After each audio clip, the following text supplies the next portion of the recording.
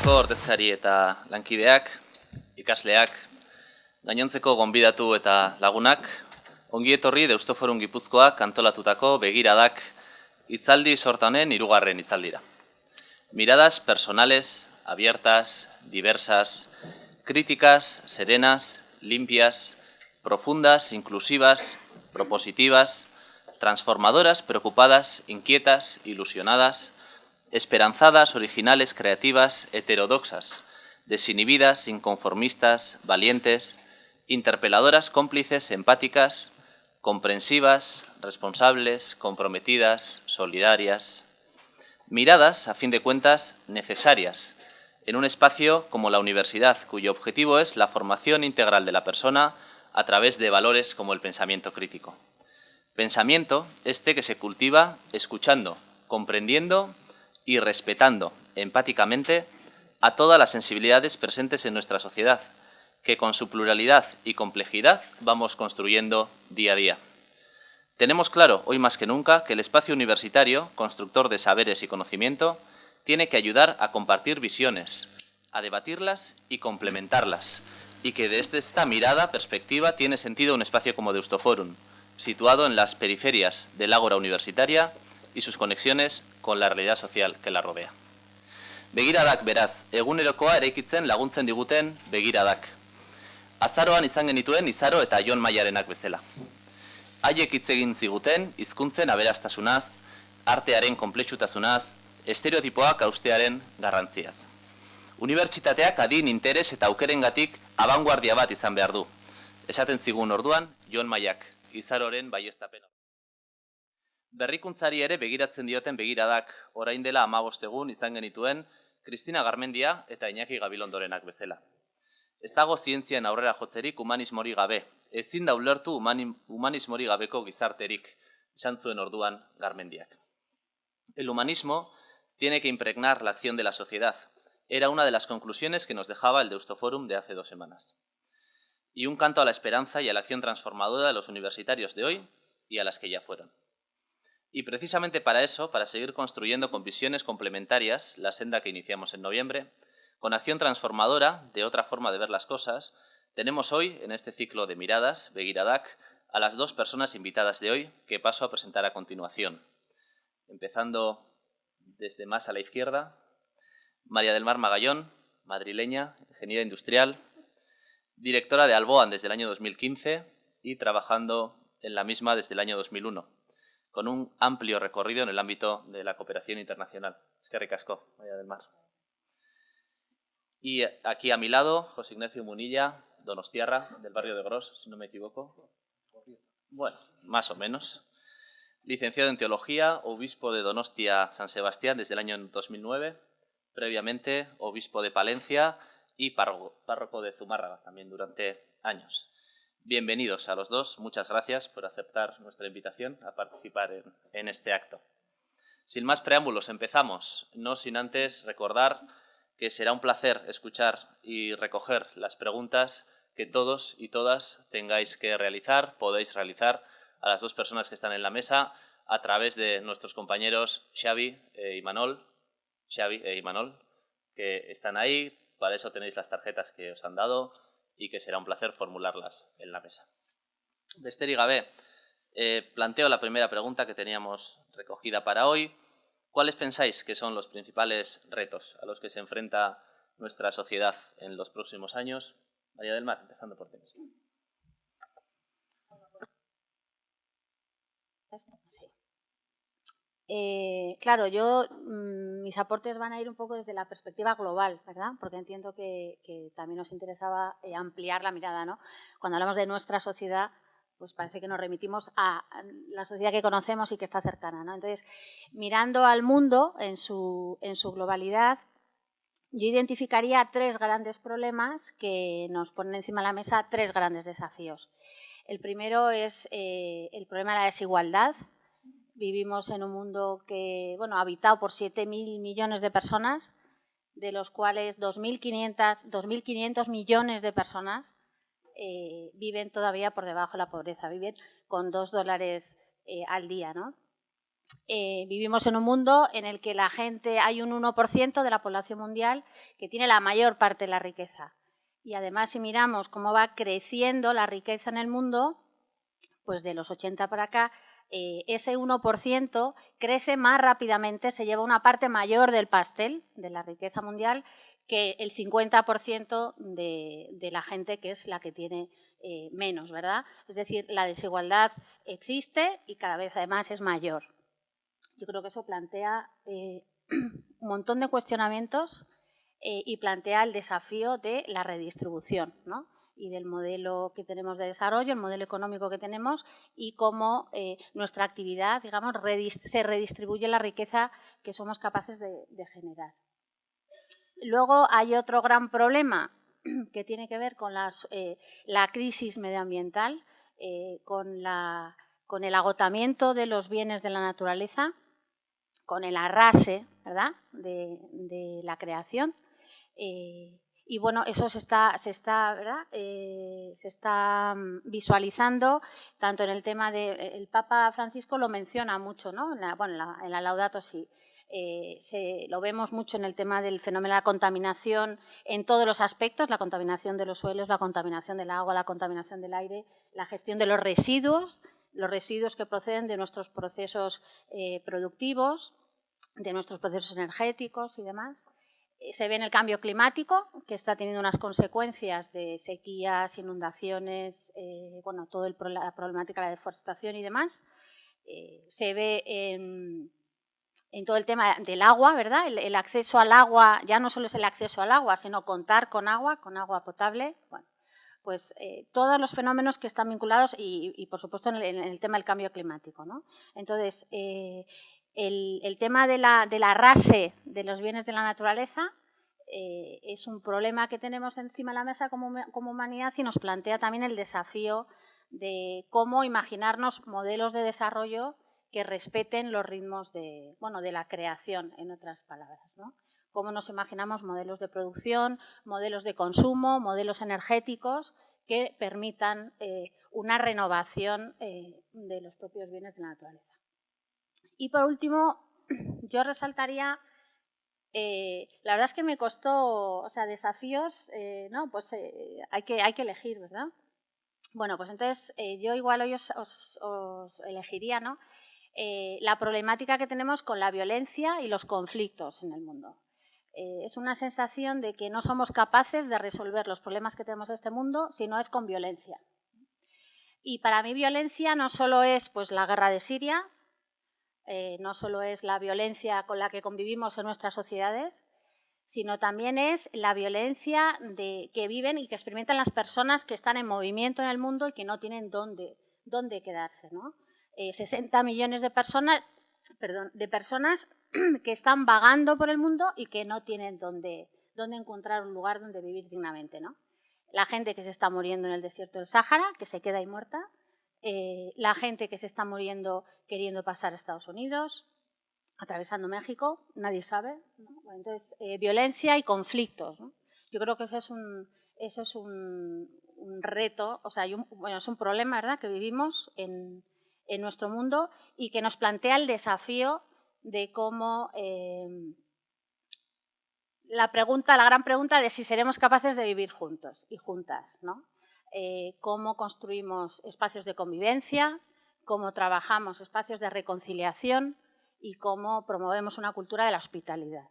Entonces, si hablo de desafíos, pues el desafío de la redistribución de la riqueza y de los recursos, el desafío de la gestión de los recursos naturales y de un modelo de desarrollo que nos permita una gestión de los recursos naturales respetuosa con el medio ambiente y el desafío de una ciudadanía y una humanidad que aprenda a convivir reconciliada unas y unos con otros y recibiendo a quien llega, ¿no?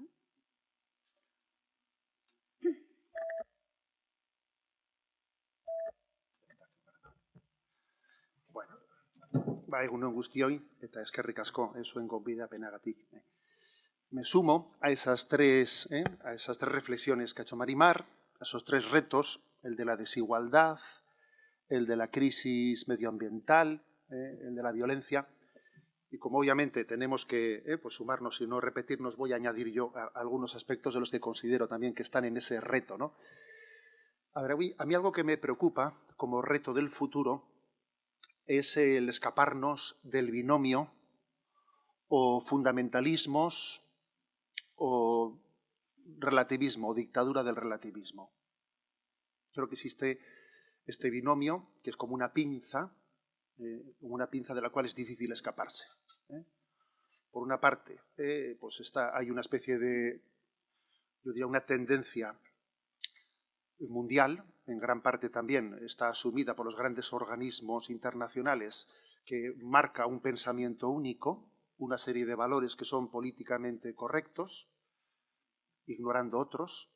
Se seleccionan determinados valores que se consideran como valores a estimar y otros son ignorados. Hay un pensamiento único que se convierte casi, ¿no?, en una especie de dictadura del relativismo, en la medida que, aunque asuma algunos valores, es en detrimento de otros, y existe una reacción por parte, ¿no?, de determinados sectores en el mundo de fundamentalista. Una reacción fundamentalista de que ante ese relativismo pues se quiere como reafirmar una serie de principios de manera exclusiva, con una incapacidad para el diálogo, una incapacidad para el encuentro, provocando pues un escenario internacional preocupante. No me refiero únicamente, ¿no?, pues al resurgimiento de fundamentalismos islámicos, que obviamente pues ahí están, o hinduistas o de otros tipos. También existen fundamentalismos políticos, quizás populistas, por ejemplo, que el triunfo del populismo, que quizás sea una especie de reacción hacia ese pensamiento único de lo políticamente correcto. Entonces, en esa especie de pinza entre el fundamentalismo o el pensamiento único políticamente correcto, a mí me preocupa que en el futuro guardemos un espacio para que tengamos la capacidad desde la doctrina social de la Iglesia, de poder tener una lectura en profundidad de la realidad y en su complejidad, no únicamente con algunos temas en detrimento de otros, porque si por algo se caracteriza la doctrina social de la Iglesia es no por seleccionar algunos valores ocultando otros, sino por ver la cosmovisión y el equilibrio existente entre todos los valores. Es un tema que me parece que es clave de cara al futuro. En segundo lugar, también otro tema que me preocupa es el hecho de que estamos en una sociedad, la sociedad del bienestar. Ahora hablo de Occidente, obviamente, ¿no? Hablo de Occidente. La sociedad del bienestar pues nos está haciendo muy cómodos. La sociedad del bienestar hace que nos estemos acostumbrando a un Estado, a un papá o mamá Estado que nos lo cubre todo, y que puede desactivar la iniciativa social. Las administraciones pues parece que salen a responder todas las necesidades del hombre, y el principio de subsidiariedad, ese principio en el cual también dejamos, ¿no?, pues una iniciativa que sea la propia sociedad, que sea la que tenga capacidad de organizarse con iniciativas sociales. Por ejemplo, estamos aquí en una universidad que ha nacido desde una iniciativa social, ¿no? A veces creo que tenemos el riesgo de que desde esa concepción intervencionista del Estado que todo lo hace, se reivindica lo público en detrimento de la iniciativa social. Y eso me preocupa, que se reivindique lo público en detrimento de la iniciativa social. Creo que la sociedad del futuro debería hacer un esfuerzo grande por cuidar el principio de subsidiariedad. Por ejemplo, en lo que a la familia respecta, siendo la familia la que conserve, la que mantenga pues, la responsabilidad de la educación de sus hijos y no delegándola, no poniéndola en manos de una administración pública como si los padres no estuviesen más que para matricular y de alguna manera ya no ser ellos los que tengan el seguimiento cercano de la educación de sus hijos. Tenemos el riesgo de que hoy en día exista un Estado educador, como si el Estado tuviese la primera responsabilidad de la educación en la familia. Y no es verdad. Nuestra Constitución así lo recoge también. Reconoce que es la familia la que tiene ese primer derecho de ver educador, y sin embargo vamos en un camino de continua intervención estatalista. Y un tercer tema que también me preocupa, que creo que es un gran reto de cara al futuro, es la crisis de natalidad en Occidente. La crisis de natalidad en Occidente marca desde luego un gran reto. Hoy, por cierto, en la prensa pues hay un artículo de un profesor de la UPV, Pedro José Chacón Delgado, Natalidad y nueva centralidad política. La semana pasada tuvimos también otro artículo de dos profesores de esta universidad, uno que está al lado mío, Ventana de oportunidad ante el otoño demográfico, etc. Obviamente, estos artículos responden a un gran reto. Creo que la crisis de natalidad que tenemos entre nosotros es muy seria, es muy grave. Y no únicamente por un motivo practicista, porque alguno diría, bueno, esto es por practicismo, porque si no las pensiones no se van a poder pagar, luego necesitamos pagadores. A ver, no ese es el planteamiento, obviamente, aunque sí que es una consecuencia, pero no ese es el planteamiento. El planteamiento es que una sociedad a la que le falta natalidad pues tiene una crisis de esperanza. Obviamente tiene una crisis de esperanza. Esto supone, nosotros desde la diócesis hemos hecho algunas reflexiones. Este año, en la Semana Ricardo Alberdi, la hemos dedicado explícitamente a esta cuestión, a la crisis demográfica. Y algunas de las demógrafas que nos habló del gran reto de la conciliación laboral, que es hasta que la sociedad no se tome en serio ese reto de la conciliación laboral, pues obviamente esto va a ser muy difícil, ¿no?, de superarlo. Pero además de eso, también hay otros problemas que ya no son únicamente técnicos de conciliación laboral, que hacen referencia a nuestros valores. Por ejemplo, las clases sociales más pudientes no tienen más natalidad, sino, si te descuidas, menos. Lo cual quiere decir que lo que está en juego en la crisis de la natalidad también es una crisis de valores, es una crisis de esperanza. Y creo que también el futuro de nuestra sociedad lo tienen que hacer nuevas generaciones. Una sociedad envejecida, una sociedad que no tenga el input de la infancia, de la adolescencia, de la juventud, pues difícilmente va a tener la capacidad de renovación. Bueno, yo quizás en estas tres reflexiones complementarias, las mías quizás son más desde la mirada occidental, y entiendo que las de Marimar, siendo también directora de una ONG que lleva su ayuda al desarrollo de los países más afectados, creo que hemos hecho una primera aproximación a la realidad. Tú, Marimar, desde esa perspectiva de la globalidad del mundo, y quizás yo me he referido más a nuestra situación occidental. Y en este contexto que habéis dibujado, como ahora decías, José Ignacio, desde una perspectiva global, desde una perspectiva más local, entendiendo lo local como, bueno, pues de este microuniverso, ¿qué papel pensáis que va a jugar a futuro lo religioso o qué papel juega ya, entendiendo que es una variable que está en parte desapareciendo tal vez del imaginario de las generaciones más jóvenes que ahora mencionabas, ¿no? En el orden que queráis, si quieres empieza tú de nuevo. Bueno, yo creo que tiene mucho que jugar, esté desapareciendo o no, yo creo que tiene mucho que jugar. Yo creo que los desafíos que estamos planteando, o por lo menos los que yo planteaba, bueno, creo que todos, ¿verdad?, requieren de personas, algún amigo habla de personas sólidas, personas con fundamento, podríamos decir, personas que tengan unos valores, igual no muchos, pero unos valores bien claros, asentados, que entre ellos esté ¿verdad?, el valor de la dignidad de la persona por encima de todo, y que estén dispuestas a trabajar, a comprometerse y a ceder parte, ¿no?, a veces de los propios privilegios, pues para que los derechos sean derechos para todas y para todos. O sea, personas enraizadas en una cierta identidad. Claro, y nos hacen falta personas con un sentido del bien común, de lo común, no personas. Yo creo que en estos últimos años comparto, creo que el comentario que hacías, bueno, el estado de bienestar, o sea, el que nos hemos acomodado, pues ahí digo, comparto en parte eso, pues nos podemos haber acomodado, pero también es verdad, hemos entrado en la dinámica de mercado y la ciudadanía prácticamente, o sea, el rasgo identitario en muchos casos es somos consumidores, ¿no? Y ese es un rasgo que nos caracteriza, ¿no? Entonces, claro, necesitamos personas con una capacidad de empatía o una capacidad de mirarse como parte de una gran familia humana, ¿no? No somos individuas, no somos mi familia y mis circunstancias, ¿no?, sino que formamos parte de un entramado mucho mayor. Entonces, necesitamos personas así, para trabajar y para buscar alternativas y afrontar los desafíos que tenemos como familia humana, ¿no? Y como planeta. Entonces, para esa construcción de personas sólidas, yo creo que lo religioso nos aporta ese entramado, ¿no? Un sustrato en el que nos podemos afianzar. Las religiones, en muchos casos, nos ofrecen un relato de la persona que nos hermana con el resto de la humanidad, ¿no? Son relatos de sentido y necesitamos relatos de sentido que nos hagan sentir parte de una familia humana, ¿no? Y desde ahí creo que lo religioso, lo espiritual, y cuando digo lo religioso, aquí hablo de las distintas religiones.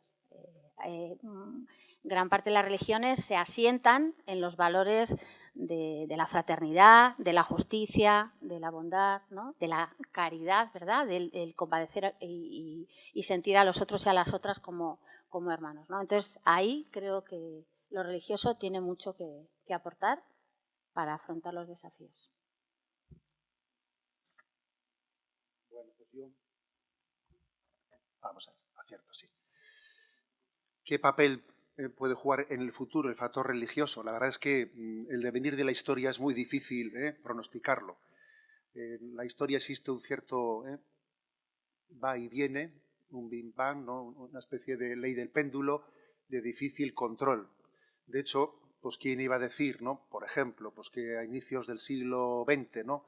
Pues una Rusia que impuso el ateísmo como doctrina de Estado, imponiendo el ateísmo, y siendo pues, Rusia en aquel momento, Rusia y toda la Europa del Este, por los países con índice de ateísmo superior en todo el mundo, pues en este momento Rusia y Polonia son los países de Europa con índice de adscripción de fe más grande de toda Europa. ¿Quién nos iba a decir eso, ¿no? En el espacio de un siglo o menos de un siglo se ha dado esa ley del péndulo tan grande en ese contexto.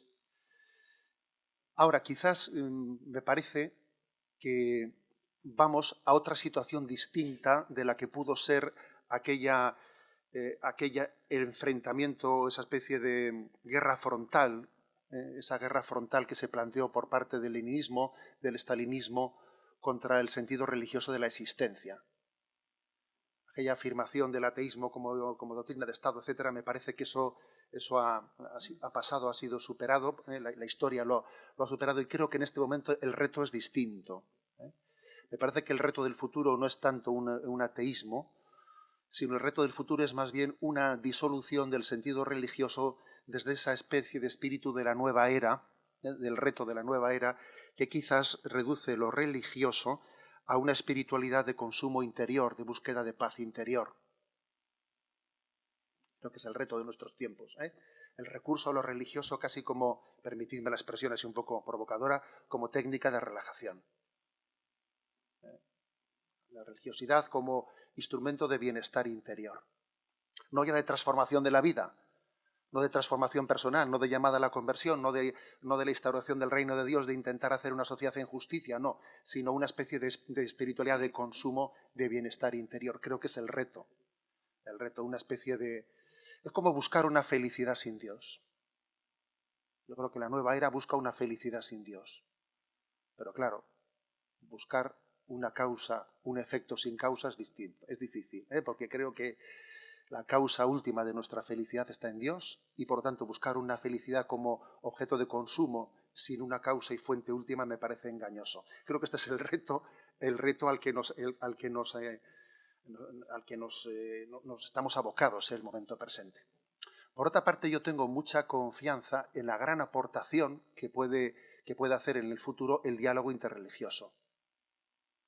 Yo creo que la Iglesia Católica se ha mostrado en muchos espacios, y especialmente desde el Concilio Vaticano II, creo que se ha mostrado como la clave del encuentro interreligioso. Es verdad, si os dais cuenta, los grandes encuentros interreligiosos pues, han tenido pues, a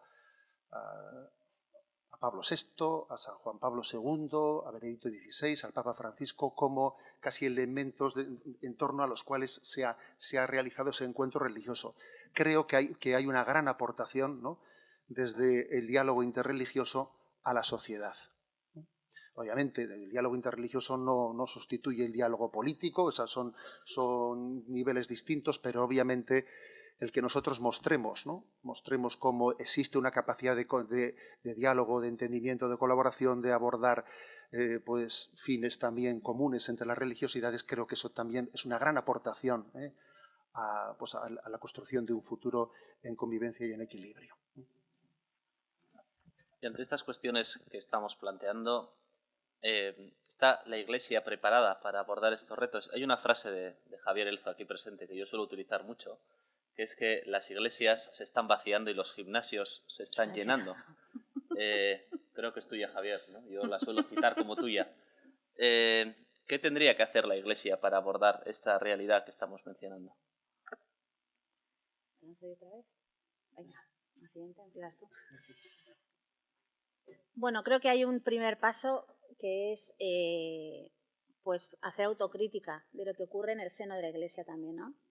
O sea, cuando hablamos de los grandes desafíos que tiene el mundo, la sociedad, pues son desafíos que también tiene la Iglesia, porque la Iglesia es reflejo de la propia sociedad en la que está inserta, ¿no? Y porque la sociedad, el mundo, ¿verdad?, forma parte de la Iglesia. Entonces yo creo que hay un primer paso que tiene que ver con mirar hacia adentro y en el caso pues de la desigualdad, en el caso de la redistribución, en el caso de el compromiso con el medio ambiente, en el caso de la violencia, la resolución de conflictos, en el caso de la acogida. Bueno, pues hay una serie de claves que digo pues que hay que mirarse también y ver cómo estamos, ¿no? Yo creo que hay otro elemento que tiene que ver con, yo creo que la Iglesia tiene que querer, o sea, para cambiar algo tienes que quererlo.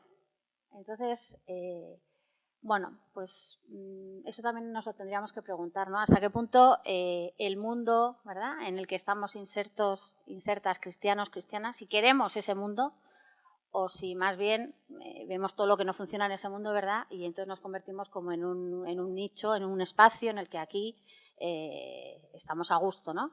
Bueno, yo creo que hay que querer el mundo y hay que ser capaz, porque si no es imposible encontrar formas de renovarlo, de cambiarlo, de transformarlo, y porque ya digo, yo creo que si no amas algo, pues no se transforma. Creo que hay un desafío que tiene que ver, o la Iglesia, ¿verdad?, cómo hablamos del Evangelio haciéndolo real. Yo creo que la Iglesia, y ahora ya hablo de, bueno, estoy hablando, de todo el rato estoy hablando, ¿verdad?, de la Iglesia Católica, que es a la que yo pertenezco y conozco, ¿no? Cómo hablamos de Jesús y cómo celebramos, ¿verdad?, y oramos y cómo convocamos y tal, haciendo que el Evangelio sea real y no tanto, pues, bueno, probablemente en muchos casos es una religión que recita cosas, ¿no? Yo creo que Jesús de Nazaret es profundamente subversivo hoy.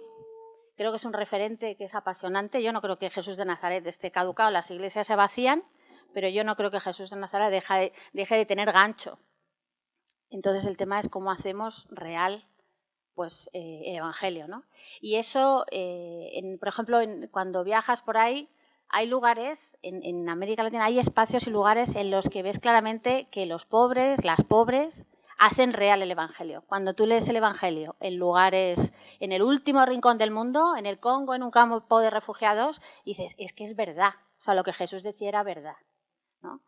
Bueno, pues yo creo que eso tenemos que hacerlo aquí también en nuestra sociedad. ¿Cómo hacemos que el Evangelio es la verdad más profunda, ¿verdad?, y esa es real, hacer real? Y luego me parece que la Iglesia también tenemos que avanzar en ser signos de esperanza. ¿Cómo transmitimos al mundo que se puede vivir de otra manera? Que eso de redistribuir la riqueza se puede hacer, compartir los bienes, que eso se puede hacer, que eso de ser acogedores y hospitalarias se puede hacer, que hay sitio para todas y para todos, ¿no? El ir generando, a veces hablamos de comunidades de solidaridad, ¿no? Cómo la Iglesia va mostrando, o sea, es como mostrar signos de que otro mundo es posible, ¿no?, y que las cosas se pueden hacer de otra manera. Yo creo que hay, bueno, trabajando en esas líneas, creo que la Iglesia católica tendría cosas buenas que decirle a este mundo, ¿no? Bueno, pues ¿está preparada la Iglesia para abordar estos retos en el futuro? Esa es la pregunta de partida, ¿no? Hay un adagio latino, ¿eh? No os preocupéis que no voy a... que no, yo también soy el primero que de latín voy muy mal, ¿eh? O sea que, pero hay un adagio latino que dice Ecclesia semper reformanda, la Iglesia siempre tiene que estar reformándose a sí misma, ¿no? Y este domingo, que hemos celebrado, que era el tercer domingo de Cuaresma, salía esa escena del Evangelio en la que entraba Jesús con un látigo y volcaba las mesas de los cambistas a la entrada del templo y decía, salid de aquí que habéis hecho de este templo una cueva de ladrones. Y entonces se le llama a ese Evangelio que se ha proclamado este domingo, Evangelio de la purificación del templo. ¿Qué quiere decir eso? Pues que en nosotros tiene que haber siempre un espíritu de purificación. Yo creo que Jesucristo, por su manera de predicar, nos lleva a no sentirnos nunca satisfechos de nosotros mismos. Lo peor que puede haber para la Iglesia es una iglesia que esté satisfecha, digan, ya, me siento satisfecho, creo que lo estamos haciendo bien. No, eso sería, yo creo que, contrario al espíritu de Jesucristo, esa especie de sensación de qué debería de hacer yo, cómo lo podría hacer mejor, algo estar haciendo mal, para que sea tan malentendido. O sea, me parece que eso tiene que estar anidando en nosotros como punto de partida continuamente, ¿no? La clave de la buena comunicación a la que tú te has referido, pues es verdad. Yo creo que este mundo de la comunicación rápida es un gran reto para la Iglesia, porque nosotros nos hemos acostumbrado pues, a unos documentos y a unas formas de hablar pues, muy sosegadas, pausadas, teológicas, como madre mía, eso con el mundo actual pues está sobrepasado por todas las esquinas, ¿no? Le falta este mundo de las redes sociales, este mundo de los 140 caracteres, por mucho que ahora sean 280, ¿sabes? Pues este mundo requiere una concisión, una capacidad comunicativa, significativa, rápida, que, bueno, que es contradictoria con los valores religiosos. A ver, yo creo que no. El Evangelio cabe. O sea, el Evangelio tiene también una forma de expresión muy sencilla, concreta. Los versículos del Evangelio, si me permitís la expresión, caben en Twitter. Sí caben en su manera concisa, profunda. Quizás uno tiene que renunciar a estar diciéndolo todo en todas las ocasiones y tiene que decir, bueno, ahora suelto esta píldora y suelto la otra, ya habrá otro momento. Creo que hay un reto, ¿no? Un reto importante. Y con respecto a este comunicativo, quiero decir, y con respecto a lo que tú has dicho, ¿no? Sobre esa frase de Javier, que las iglesias se vacían y los gimnasios están llenos. A ver, obviamente, ¿qué nos causa efecto? ¿Qué nos causa efecto? También se dice, ¿no?, que los confesionarios se vacían y los despachos de los psicólogos se llenan. No será causa-efecto, pero será concomitante, quizás será concomitante. Concomitante. A ver, yo creo que tiene su qué, ese tema. Porque quizás esos gimnasios llenos pues son también un fruto de una cultura fundamentalmente narcisista, de autocontemplación de nosotros mismos, que tiene como valor supremo pues un poco el cuidado de mí mismo, ¿no? El bienestar interior, la satisfacción propia con uno mismo, ¿no? Y yo creo que quizás en la religiosidad de la Iglesia algo que tiene, que en lo que estamos, pero debemos todavía de insistir mucho más, es en el género testimonial. O sea, poner, ¿no?, ante la luz de los demás géneros testimoniales de personas que han vivido el cristianismo de una manera radical y que contagian, que son contagiosos para los demás. Estos días me encontraba yo con una religiosa ecuatoriana que está en el norte de Kenia, que me empezó a contar su testimonio de cómo están, ¿no?, en esas tribus de Kenia luchando pues, por la dignidad de las jóvenes que son dadas en desposorio así en la adolescencia a cambio de ganado, y que me contó la historia de cómo están luchando para redimir y dignificar esa situación de esas adolescentes, y le dije, pero tú no te puedes ir de aquí sin contarnos esto un poco públicamente, tenemos que, aunque sea, no sé, organizar una charla rápida en la que tú cuentes este testimonio. O sea, yo creo que el género testimonial es muy importante, porque traslada la imagen real de cómo el cristianismo puede llegar a fecundar las culturas, a dignificarlas, a humanizarlas. Y eso en discursos un poco abstractos no cala.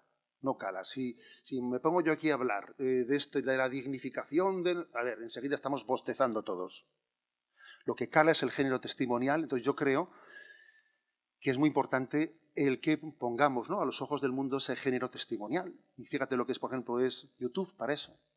Los canales de las nuevas comunicaciones de YouTube, como la capacidad de trasladar testimonios que pueden ser impactantes y de alguna manera autentificadores de lo que es la verdadera religiosidad, frente a las caricaturas que se hacen de lo religioso, que suelen ser caricaturas muchas veces ideologizadas, etc. Y en ese contexto, y pensando seguramente desde una mirada occidental, ¿hay lugar para la comunidad cristiana en una sociedad secularizada? Es decir, estamos aprendiendo ya a vivir como minoría en contextos multiculturales, multireligiosos, que no tienen nada que ver seguramente con los de hace 50 o 60 años. Ahora cambiamos el orden. Venga. Es muy cómodo ir el segundo, hay que reconocerlo. Y el segundo es muy cómodo porque así uno entra al rebufo y es más fácil. Bien, pues a ver, yo recuerdo pues una expresión de nuestro Papa Emérito Benedicto XVI, en que él insistía de cómo el futuro de la Iglesia será el de pequeñas comunidades, pero significativas. Significativas. En la Biblia existe un término que se llama pequeño resto de Israel. Pequeño resto de Israel. Ser resto de Israel no es ser residuo. Residuo es otra cosa. Una cosa es ser un residuo y otra cosa es ser un resto, porque el resto tiene la capacidad de ser legamilla, ¿no? ¿Cómo se dice en castellano? Legamilla, levadura.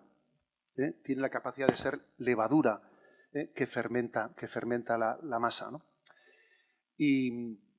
Y por lo tanto creo que ese tiene que ser nuestro futuro, no asustarnos de ser minoría, pero ojo, ya que estoy ahora en un contexto aquí ante jóvenes, no es nada fácil ser un resto de Israel y ser una pequeña minoría en un contexto mayoritariamente contrario, no es nada fácil, porque claro, yo he sido alumno del Colegio de Sagrado Corazón aquí al lado, ¿no? Y recuerdo ya que en mis tiempos, pues los que dentro de la clase pues éramos esa minoría que nos manifestábamos como creyentes, pues teníamos una presión que no era pequeña, y tú eras un adolescente de 15, 16 años, y el hecho de que te marcasen, pues me acuerdo que a nuestro capellán, ya fallecido, el padre Manuel Armalé, pues le tenían el mote del limón, no sé por qué, del limón, y a los que formábamos parte de ese grupo cristiano nos llamaban los limoncitos, ¿no? Entonces, ¿sabes? Tú eras un limoncito y entonces tenías una cierta presión, presión medioambiental a la que no era fácil hacer frente. O sea, se requiere una gran madurez interior para ser una minoría sin acomplejarse, para saber que, a ver, yo soy cristiano, yo no pretendo ser poseedor, ¿no?, de la cosmovisión de la vida, pero creo que el Evangelio de Jesucristo me ayuda a dignificarme y no me avergüenzo de ello, no me avergüenzo del Evangelio. Eso, a ver, dicho así es muy fácil, pero luego como reto para la juventud es un gran reto. Supone madurez, supone saber quedarse solo en ocasiones, supone también saber encontrarme con otros jóvenes en otros lugares, porque el encuentro con ellos me enriquece, me desacompleja. Si yo me encuentro, pues yo qué sé, pues en una jornada mundial de la juventud o en una iniciativa de pastoral juvenil o donde fuere, ¿no?, me encuentro con otros jóvenes, entiendo que aunque seamos una minoría, somos significativos y nos animamos mutuamente, ¿no? Entonces creo que, bueno, pues en estas estamos, ¿no? Pequeñas minorías significativas y no acomplejadas, añadiría yo, no acomplejadas, sino con esa conciencia de gratitud, ¿no?, pues por haber sido elegido por Jesucristo. Yo me alegro que haya salido desde el principio el término minoría, porque era una de las cuestiones, ¿verdad?, que yo decía, pues yo veo que vamos a ser una minoría. Y claro, me viene muy bien que ambos hayáis dado por hecho vamos a ser una minoría, ¿no? Y yo también lo vivo así. Y creo que eso tiene cosas muy buenas, porque creo que eso nos permite volver a la esencia, pues, de las primeras comunidades. Y a mí esa iglesia me gusta y me atrae. Entonces me parece que ser minoría nos facilita mucho más entrar en diálogo con otros y con otras. Cuando pertenecemos a la mayoría o al grupo predominante, al grupo predominante siempre le cuesta más relacionarse con las minorías o con los márgenes, las periferias. Bueno, pues ser minoría nos saca del centro y nos saca de tener el discurso oficial predominante, y entonces eso nos va a permitir entrar en diálogo con otros y con otras. Yo creo que incluso el fenómeno de la secularización, claro, según cómo lo entendamos, si es una secularización que prohíbe el ejercicio de lo religioso, pues entonces, o persigue, ¿verdad?, a quien no tiene la misma confesión. Eso ocurre en algunos lugares en el mundo, ¿no? Se persigue a quien no está adscrito, ¿verdad?, a la religión oficial, o se dificulta el ejercicio, se impide el ejercicio de las propias creencias. Pero si no es entendido así, creo que, o por lo menos en nuestra sociedad, la secularización nos plantea también un desafío a los cristianos y a las cristianas, que tiene que ver con que ya eso de ejercitar la fe o creer, ya no es creer porque me dicen que hay que creer y es porque sí o porque todo el mundo lo hace. Ahora tenemos que construir nuestra propia identidad y nuestra propia experiencia de Dios. Y creo que eso es muy interesante. Ya no sirve, o sea, cuando hablamos, ¿verdad?, de tenemos que construir la identidad y saber quiénes somos y saber en quién creemos y saber bueno, qué cosmovisión de la vida y cómo dar respuesta a las grandes preguntas, ¿no? De yo qué hago aquí, yo para qué estoy, qué sentido tiene la vida. Bueno, esas son las preguntas gordas, ¿verdad?, a las que hay que dar respuesta. Entonces, ser minoría y vivir desde como el fundamento del Evangelio, me parece que nos ayuda a responder de una manera con muchísima más libertad a esas preguntas, ¿no? Y nos permite construir nuestra propia identidad cristiana desde la propia experiencia personal. Pues yo soy cristiana porque he vivido una experiencia personal de encuentro con Jesús de Nazaret, y cada uno vive su experiencia personal de encuentro con Jesús de Nazaret, no porque me lo digan, no porque tiene que ser así, ¿no?, sino porque yo he hecho mi proceso, y creo que eso tiene mucho que ver con la fe cristiana.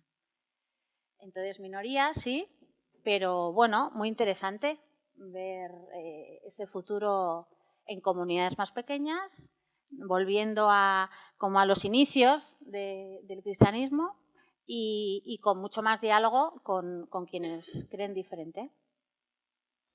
Entiendo en cualquier caso que ser minoría y sentirse minoría debería implicar también un cambio en las estructuras de poder y en las relaciones de poder. Entiendo. ¿Refieres de poder ad intra o ad intra, ad extra, ad horizontalem, no sé cómo es en latín. A ver, aunque no, igual es posible que no entienda bien la pregunta, pero yo creo que obviamente cuando la Iglesia se reduce a comunidades más pequeñas, tiene también que redimensionar sus estructuras para que se adapten a esa realidad. Y obviamente en la Iglesia estamos en ese camino de reestructuración, pues reestructuración de que las provincias de los religiosos se simplifican, los arciprestazgos se unifican. Es decir, estamos en un proceso de reestructuración que no ha hecho más que comenzar. También el discurso y la mirada, ¿no? Quería decir, cómo miramos a los demás también. No lo sé, yo iba un poco por ahí. Sí, ibas por ahí, ya. Yo te entendía por otro aspecto. Sí, también, bien, obviamente también un discurso de una iglesia en minoría es un discurso que tiene, o sea, que de alguna manera no tiene poder sociológico. Luego, si no tiene poder sociológico, tiene que estar revestido de otro tipo de autoridad, ¿no? Jesús no tenía poder, pero tenía una gran autoridad moral. La autoridad moral que tenía Jesús no estaba basada, ¿no?, pues en sus votos, no, estaba basada en la autenticidad de su testimonio, de su vida. Es verdad, ¿no?, que esa iglesia en minoría pues tiene un gran reto, que es que su testimonio esté avalado por una vida auténtica y coherente.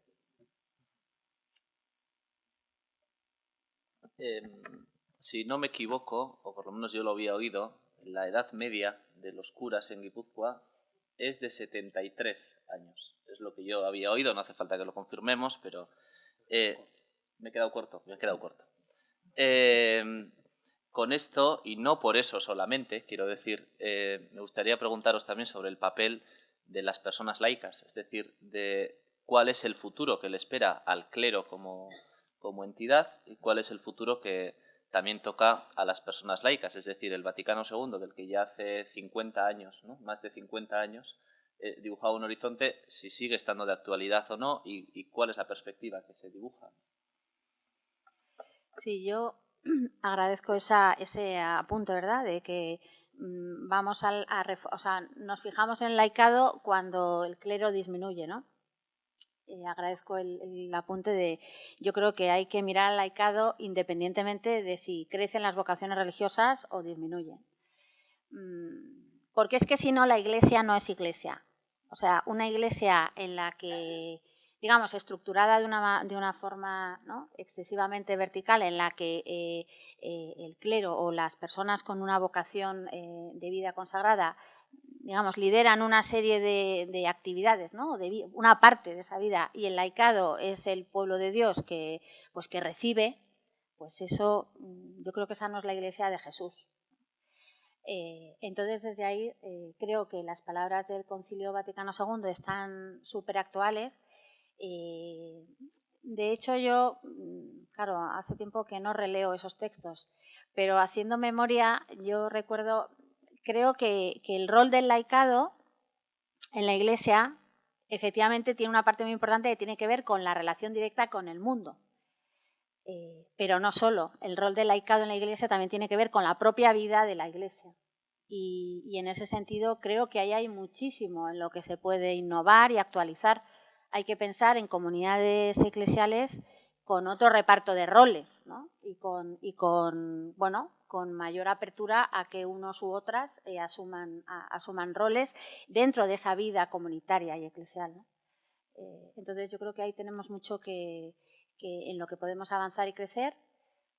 Claro, eso sí que supone también, volvemos a entrar en el tema del poder, ¿no? En este caso, cuando hablamos del laicado y del clero, las relaciones de poder, ¿no? Yo creo que sobre eso pues hay que seguir dialogando. Y tiene que haber un reconocimiento mutuo, ¿no? Y también hay que reconocer que la experiencia de Dios de la gente laica es igual de experiencia de Dios que de la de la gente que tiene vida consagrada. Que esto no es para algunos sabios y entendidos, ¿no?, que saben mucho de esto, y luego estamos el pueblo de Dios.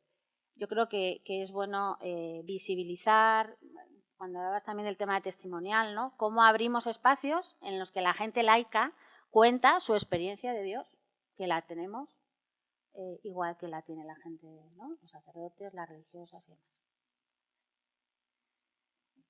Bueno, pues sí, efectivamente, te habías quedado corto, porque es verdad que, que somos la diócesis de toda España con la edad media del clero más alta. Aunque bueno, Solsona creo que nos ha empatado en la última estadística. ¿Cuánto es?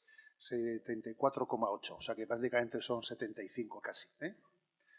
Bueno, pues es cierto, somos una diócesis que antaño, fíjate tú, antaño fuimos pues de las diócesis de todo el mundo, con más clero, con más misioneros, etcétera.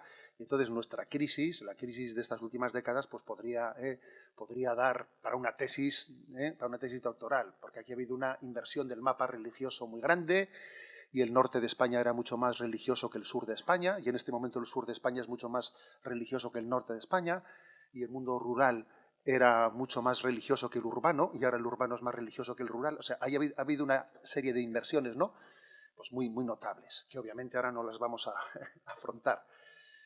A ver, yo creo que no es una cuestión de... creo que gracias a Dios, ¿no?, en estos 50 años después del Concilio Vaticano II, hemos comprendido que la vida de la Iglesia no está hecha de estamentos. No está hecha de estamentos. La Iglesia crece en su conjunto, decrece en su conjunto.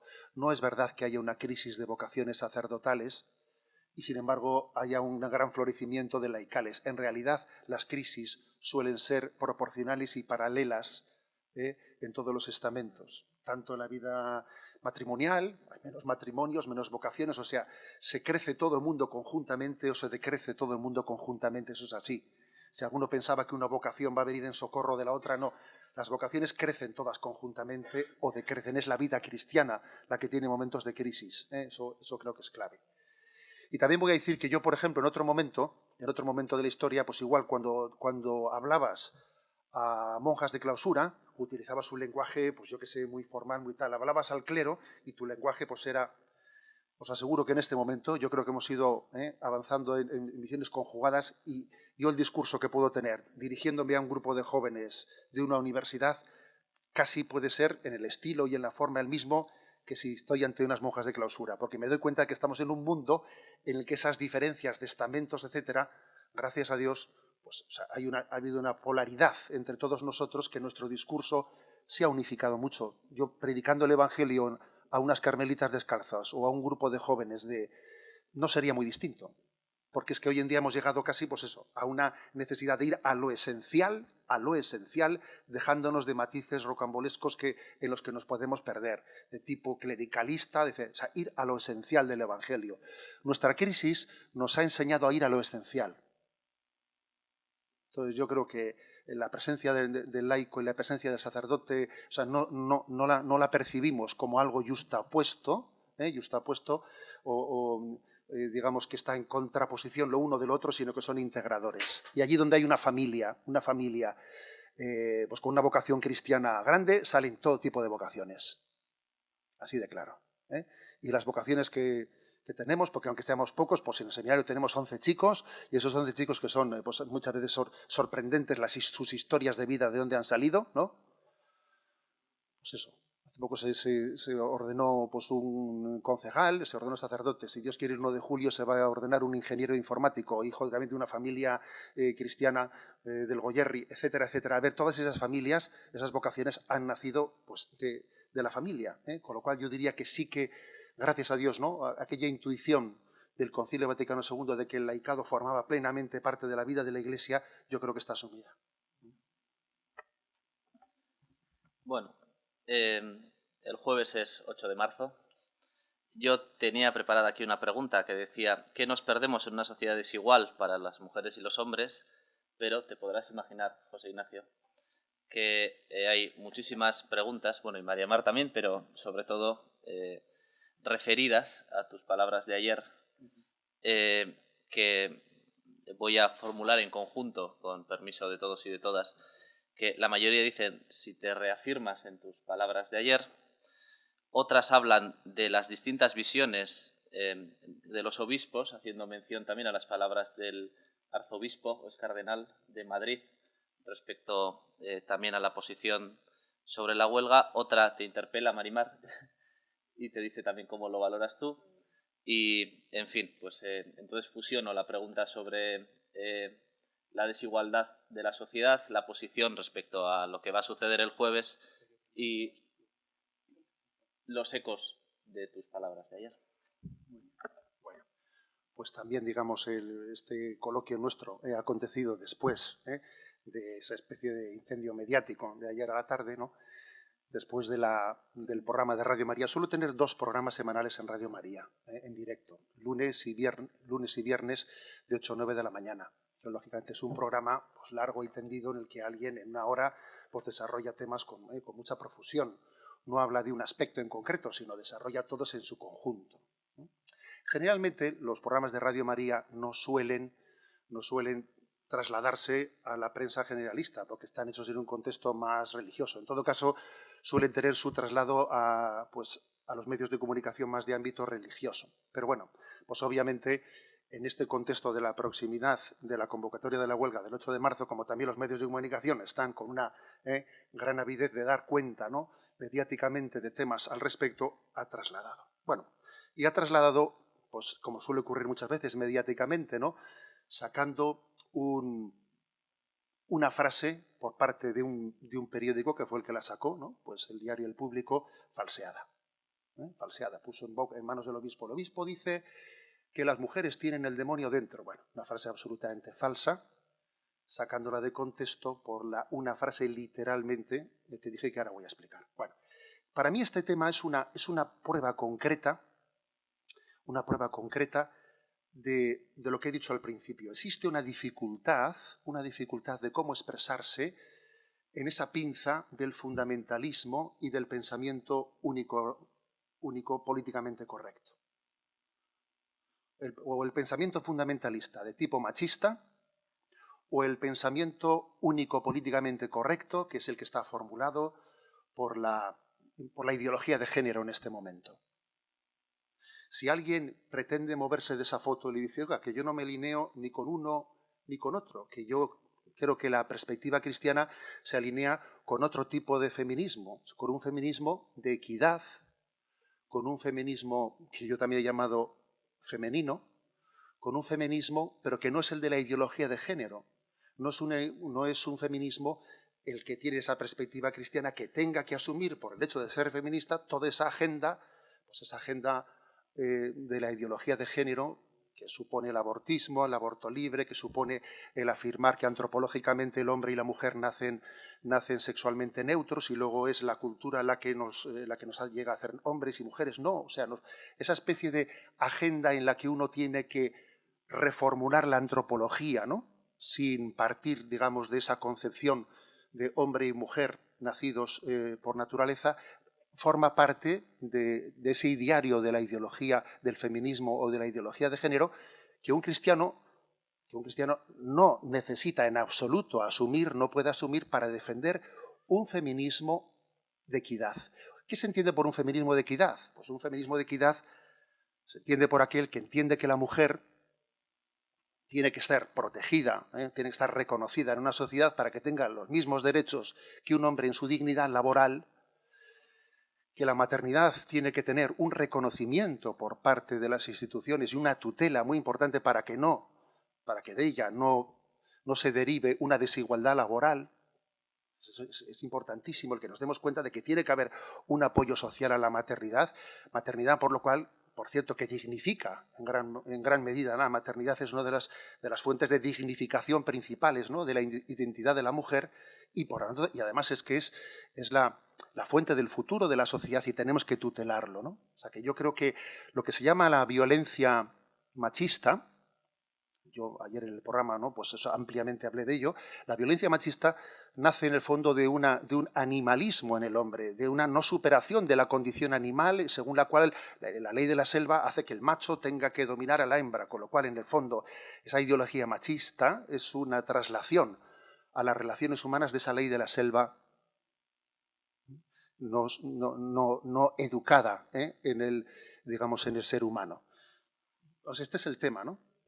Yo a lo que me referí explícitamente es el hecho de que es importantísimo encontrar ese equilibrio del feminismo de equidad, del feminismo femenino y no del feminismo de género, porque hay grandes contradicciones y esta es la frase polémica que pronuncié, que obviamente hoy la he reiterado, ¿no? Pues en redes sociales. Es decir, aparte de la violencia machista, la mujer todavía está asumiendo otra gran igualdad, ¿no? Un holocausto femenino del cual nadie habla. Un holocausto femenino por el cual en este momento en el mundo faltan unos 120 millones de mujeres. ¿Sí? El aborto selectivo ha llevado en este momento a que haya una descompensación de 120 millones de mujeres en el mundo por un aborto selectivo que, sirviéndose de esa reivindicación que había hecho, ¿no? Pues el feminismo radical en los años 60 de aborto libre como bandera de la libertad de la mujer, ha resultado ser en detrimento de la propia dignidad de la mujer. Ese es el gol, ese es el gol que yo dije ayer que el demonio había metido al feminismo radical, un gol en detrimento de la dignidad de la propia mujer. El aborto libre fue reivindicado como bandera de libertad y ha resultado ser pues una auténtica agresión a la propia mujer. 120 millones de personas, no sé si somos conscientes de eso, ¿no? 3 veces la población de España. Esas mujeres que faltan en el mundo son totalmente necesarias para construir un mundo justo. Bueno, por eso, en esta especie de pretensión, ¿no? De que, a ver, uno tiene que, en esta especie de pinza entre el fundamentalismo machista y entre el feminismo de género, ¿tú por cuál optas? No, perdón, yo opto por un feminismo de equidad, que no juegue, ¿no? A esa especie de luchas, como el marxismo jugó una lucha de clases. Creo que el feminismo radical juega una lucha de sexos. Y yo creo que no es la lucha, sino que es la conjunción, es la comunión, es la integración de la diversidad del hombre y la mujer la que construye un mundo justo. Esa es un poco, ¿no?, la posición, digamos, de perspectiva cristiana. La verdad es que no hay en absoluto, ¿no?, ningún tipo de divergencia entre lo que he dicho yo y ha dicho el arzobispo de Madrid. La clave está en que todo depende en qué palabrita saquemos de un discurso de una hora. Porque claro, una hora da para muchas palabritas sacadas de su sitio y luego... Pero bueno, yo me alegro también de que, ya que ha coincidido, ¿no?, ya que ha coincidido, digamos, nuestro coloquio al día siguiente de ello, bueno, pues me dé pie a hacer esta afirmación. La dignidad de la mujer creo que es uno de los grandes retos, de nuestra sociedad. Hay que decir que hasta el año 1931 no se reconoció el derecho al voto de la mujer en España. En Suiza hasta el año 1971 no se reconoció. También nosotros en la vida de la Iglesia hemos tenido muchas rémoras en ese reconocimiento de la dignidad de la mujer. Por ejemplo, hasta el siglo XIX la mujer no ha estado presente en el mundo educativo. Y fíjate, desde el siglo XIX, pues qué grandes, digamos, fundaciones educadoras, ¿no?, ha llevado adelante la vida de la Iglesia a partir del siglo XIX. Hasta el Papa Pablo VI, pues las mujeres no han llegado a formar parte de ese reconocimiento como de doctoras de la Iglesia. Santa Teresa de Jesús, Santa Catalina de Siena, es verdad. O sea, también en el seno de la Iglesia ha acontecido lo que ha acontecido en la sociedad civil, en la sociedad civil, de esa rémora en el reconocimiento de la dignidad de la mujer. Pero eso no quiere decir que por afirmar todo esto nos tengamos necesariamente que entregar al pensamiento único, marcado por la dictadura del relativismo que está en este momento, que es la ideología de género. Creo que el pensamiento matizado tiene que tener un lugar en esta sociedad.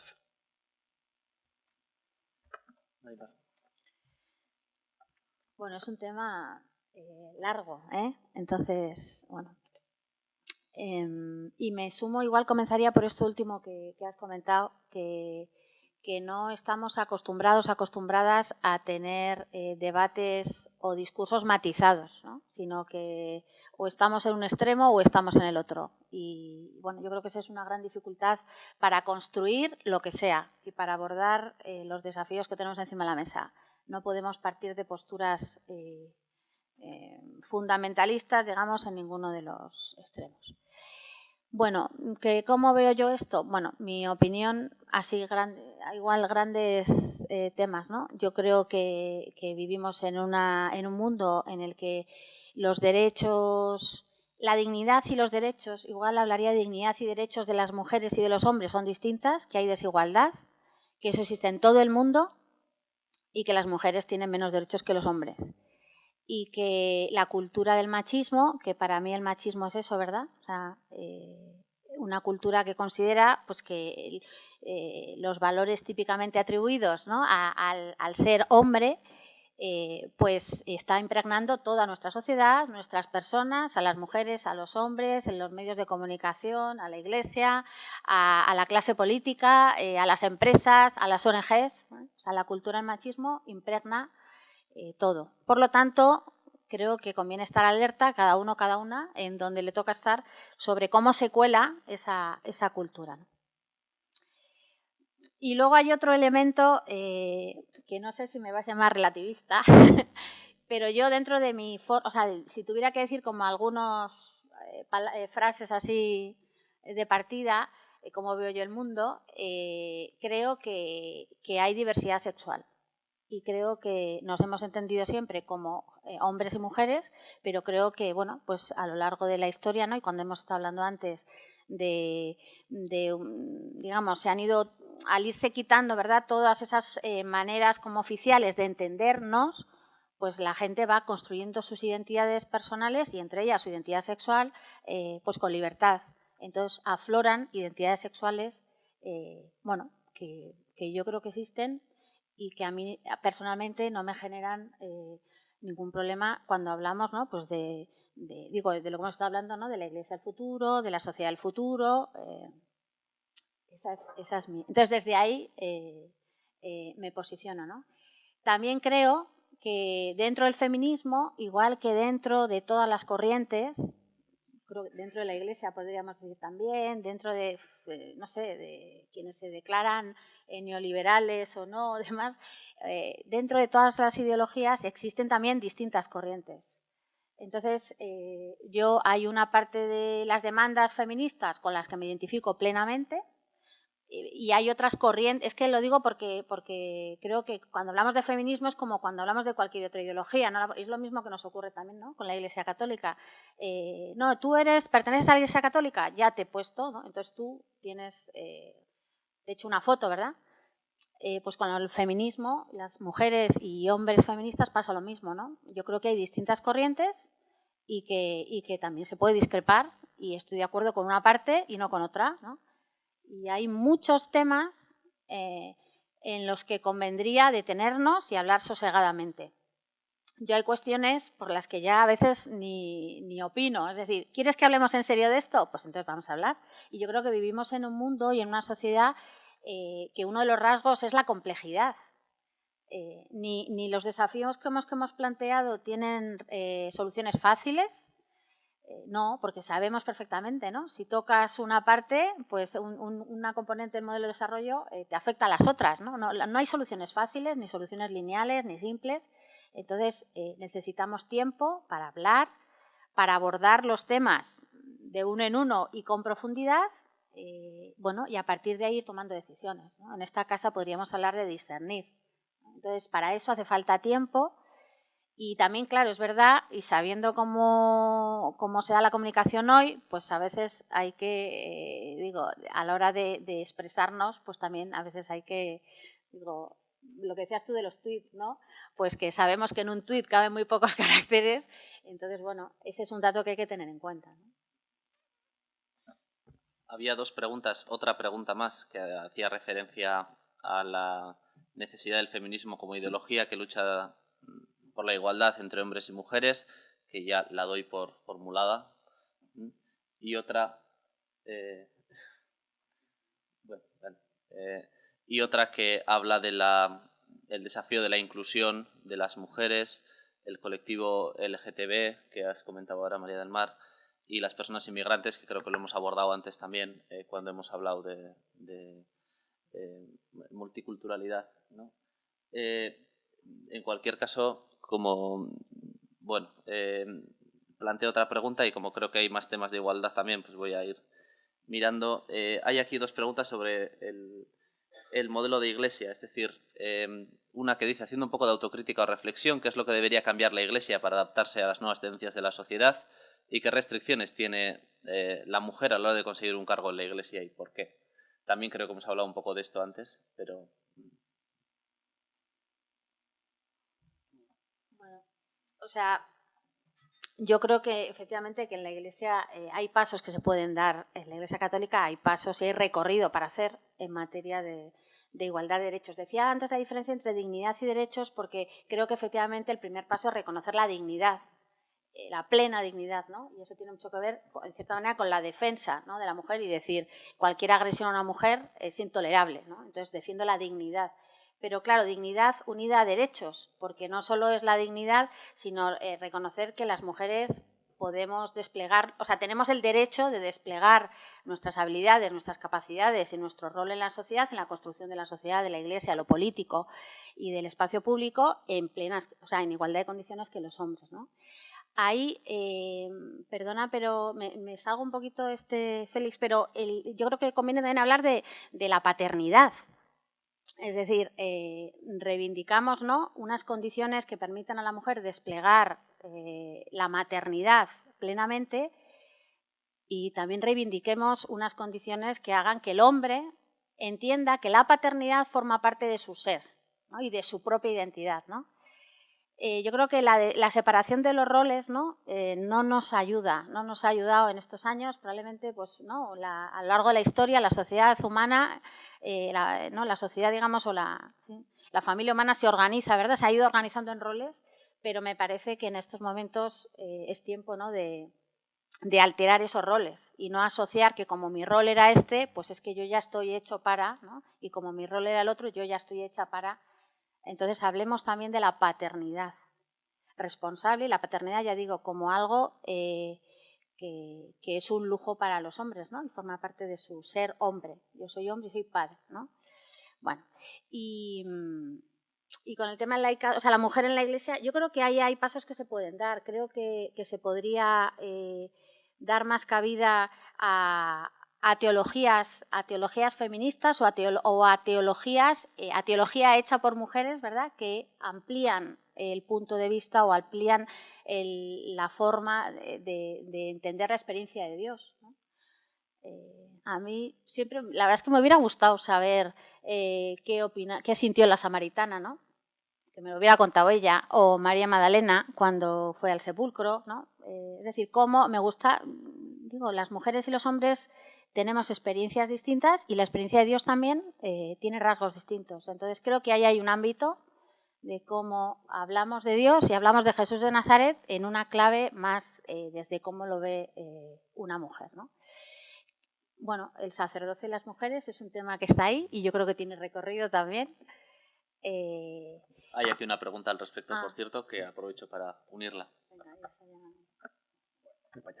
Bueno, yo estoy de acuerdo contigo, Marimar, en que tiene pues, un gran recorrido también, ¿no? Pues la presencia de la mujer, no solo en reconocimiento de dignidad, sino en derechos en el seno de la familia, ¿eh? Estoy de acuerdo en ello y creo que, además, pues eso, humildemente se van dando pasos. Por ejemplo, sé que esta semana pasada se ha hecho pues, algunos nombramientos, ¿no?, en la Santa Sede, la congregación de religiosos, etcétera, pues muy significativos, en los que, bueno, pues haya habido una mujer, además una española, pues que ha pasado a tener un cargo, una responsabilidad hacia la congregación de los religiosos que nunca había tenido. Y creo que ese recorrido pues puede ser, digamos, muy amplio. Y además el hecho de que el cristianismo parta de unos principios antropológicos, que tienen sus bases bíblicas, eso no le quita en absoluto, ¿no?, que no tenga la capacidad de diálogo y de encuentro con diversidades. A ver, yo creo que si algo existe en nosotros es la capacidad de encuentro con otras culturas, con otras religiones, etcétera, ¿no?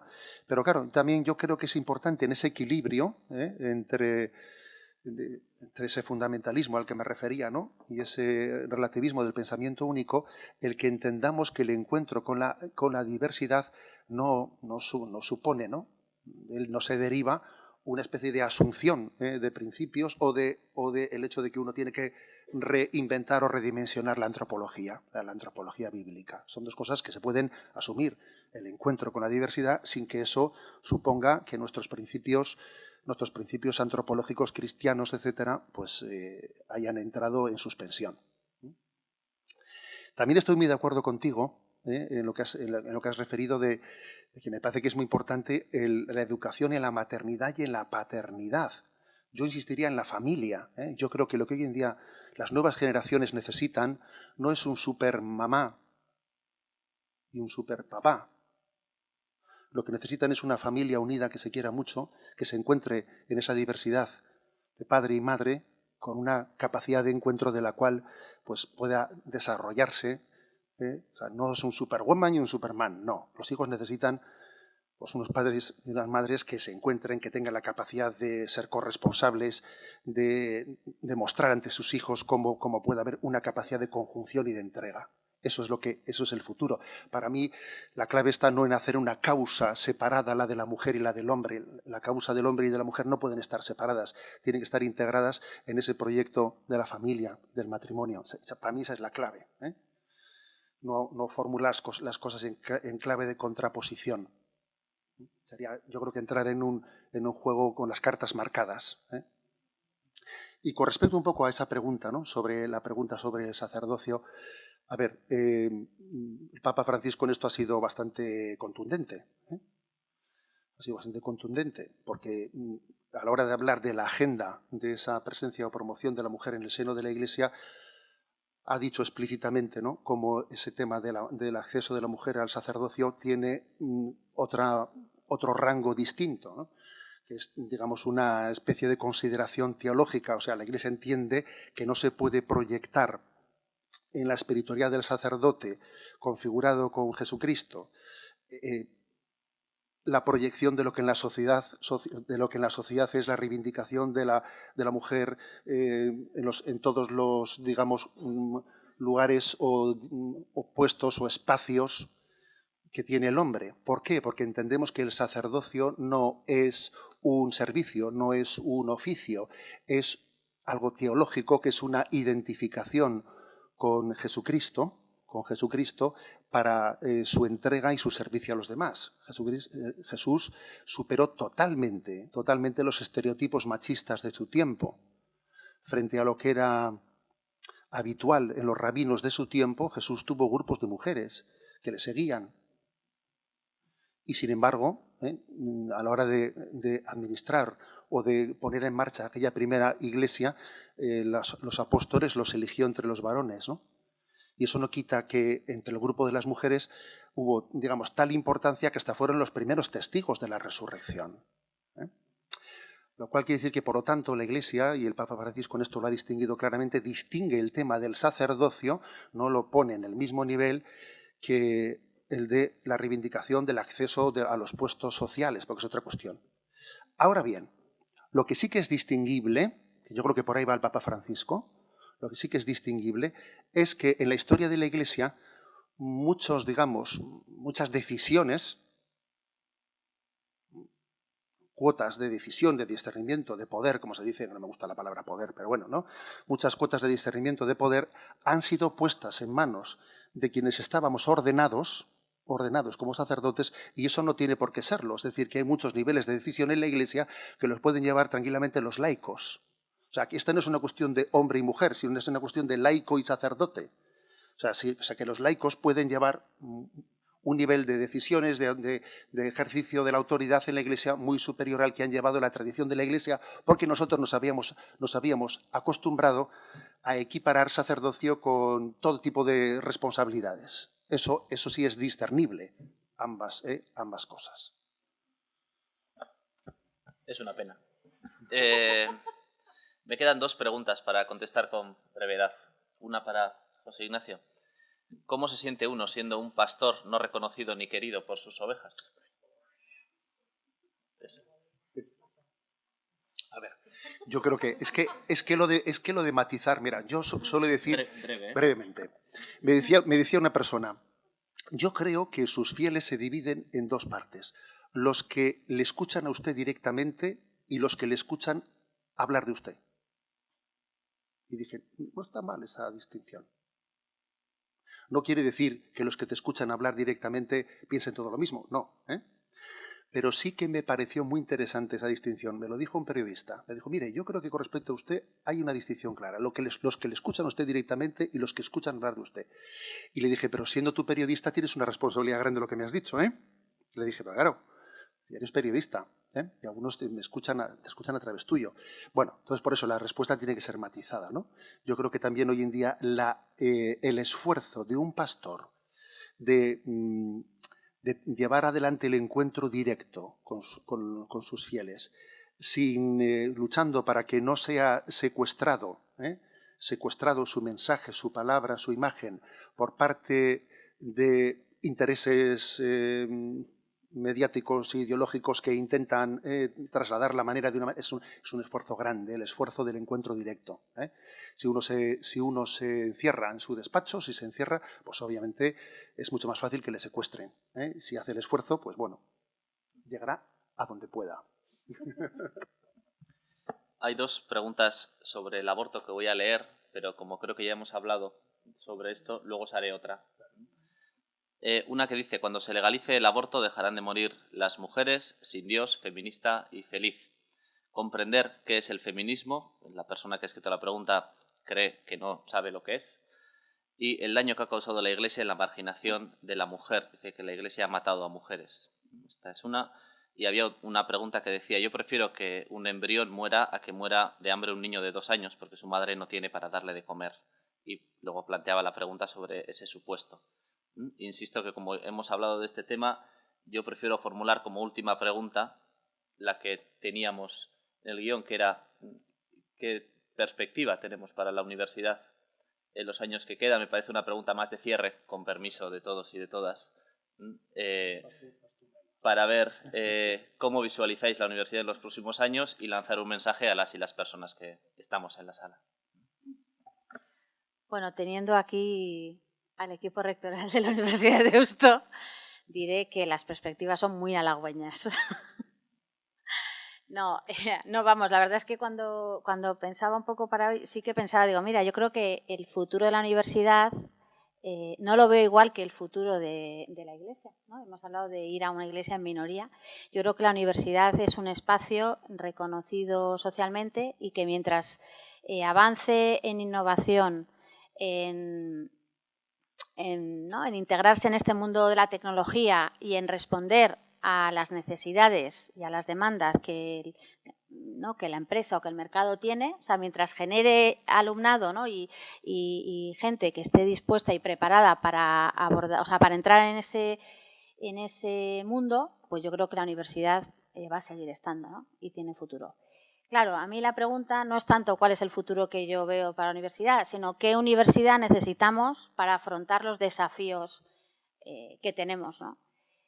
Y entonces ahí ya, ya entra la complejidad, ¿no?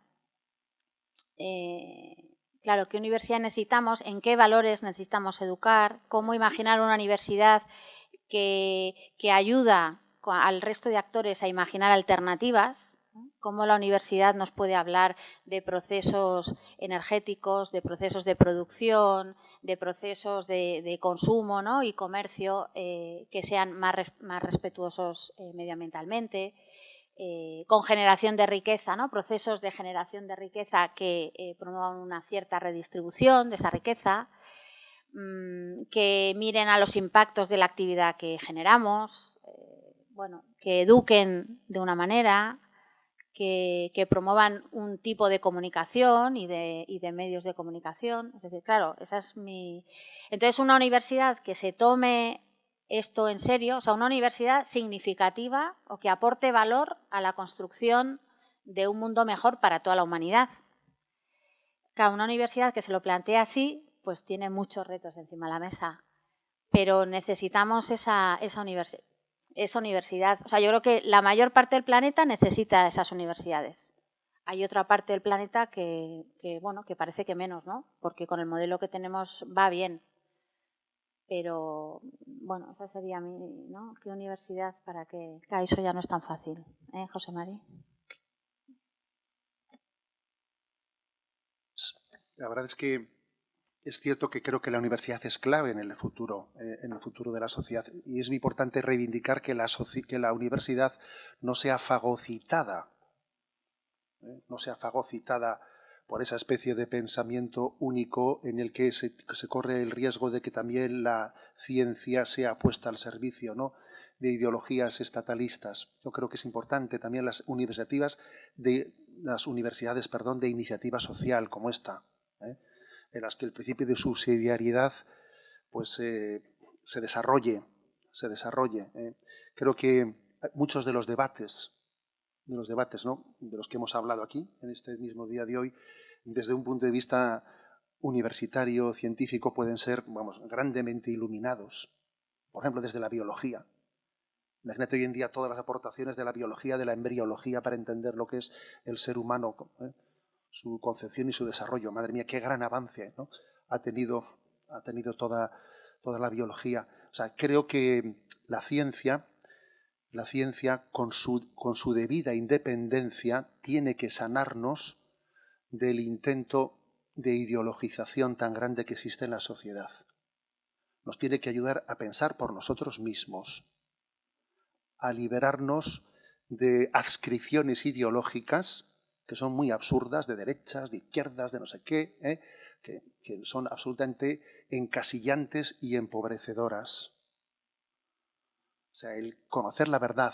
Hay una frase de Jesús, ¿no?, con la que quiero terminar, ¿no? Conoceréis la verdad y la verdad os hará libres. O sea, creo que conocer la verdad en su intimidad, en su profundidad, ¿no?, es básica para que nos liberemos, ¿no?, para que nos liberemos de esquemas ideológicos que nos están manipulando. Entonces, yo creo que hay que reivindicar mucho la independencia de la universidad. Su independencia frente a utilizaciones que puedan intentarse realizar, ¿no?, desde otros espacios, de otros ámbitos políticos. Siempre ha sido muy goloso para la política controlar la educación. En vez de respetar el principio de subsidiariedad, en que sea la familia la que tenga el derecho a elegir la educación para sus hijos. Siempre ha sido muy goloso. Bueno, por eso yo creo que la necesidad es muy grande. La necesidad es muy grande la de desarrollar, ¿no? Pues los proyectos educativos. Y bueno, yo también os felicito por el hecho de que realicéis este tipo de encuentros y agradezco pues la invitación. Bien, con estos mensajes he dejado para el final una tarjeta que me la guardo para mí, que decía: dentro del ciclo Begiradak es precisamente la mirada lo que debemos cambiar hacia los demás, lo desconocido, lo común, lo que no compartimos, lo que opinamos distinto. Efectivamente, yo creo que tenemos que compartir espacios, diálogos, miradas y perspectivas con una reflexión crítica hacia lo que conocemos, lo que no conocemos y lo que queremos conocer. Eskerrik asko, bene benetan, deno ere bai eta hurrengo egunera arte. Eskerrik asko.